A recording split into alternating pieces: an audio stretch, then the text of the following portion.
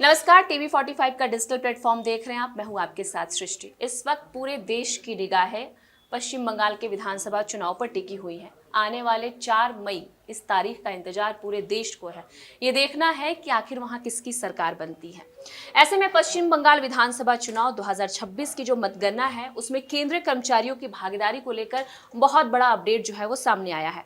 Supreme court ने 2 मई 2026 यानी कि आज पश्चिम बंगाल में मतों की गिनती को लेकर केंद्रीय कर्मचारियों की नियुक्ति की बात की है। अब ऐसे में उसने तृणमूल कांग्रेस यानी कि टीएमसी की याचिका को खारिज कर दिया है।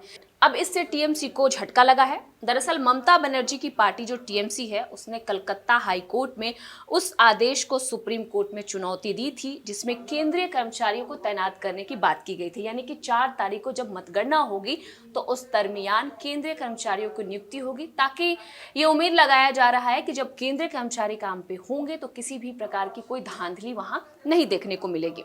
ऐसे में अब 4 मई 2026 को होने वाली मतगणना में केंद्रीय कर्मचारी और सार्वजनिक क्षेत्र में उपक्रमों यानी कि पीएसयू के जो कर्मचारी हैं, वही काउंटिंग सुपरवाइजर का सहायक के तौर पर काम करेंगे।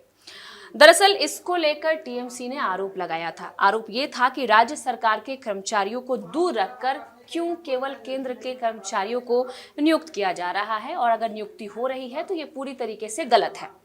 अब सुप्रीम कोर्ट की एक विशेष जो बेंच है, उसने हाई कोर्ट के जो फैसला था उसको बरकरार रखा है और टीएमसी की तरफ से जो याचिका दायर की गई थी उस याचिका को खारिज कर दिया है।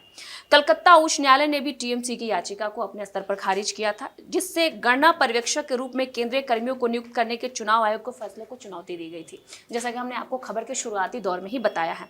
अब ऐसे में ये समझा जा रहा है कि केंद्रीय कर्मचारियों की अगर सहभागिता हो रही है और काउंटिंग के दौरान उनकी नियुक्ति हो रही है, तो कहीं ना कहीं इस बात की उम्मीद ज़्यादा जताई जा रही है कि किसी भी तरह की जो गड़बड़ी है काउंटिंग में या फिर किसी तरह की जो धांधली है वो किसी भी मायने में देखने को नहीं मिलेगी। अब देखते हैं, इंतज़ार करते हैं 4 मई का। पलड़ा किसका भारी होता है वो तो आने वाला वक्त ही बताएगा। आप बने रहिए और देखते रहिए टीवी 45।